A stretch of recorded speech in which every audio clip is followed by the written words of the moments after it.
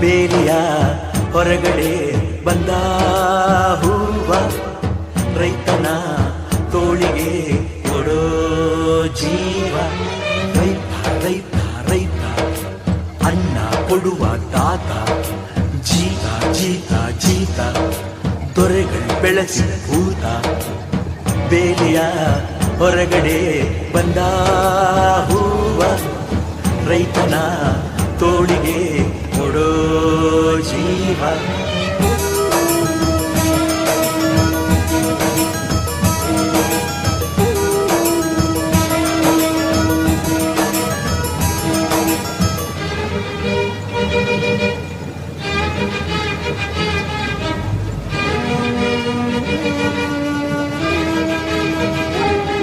ಜಗದ ಸೃಷ್ಟಿಯಲ್ಲಿ ಎಲ್ಲೋ ಲೋಪ ಉಂಟು, ಸುಖವ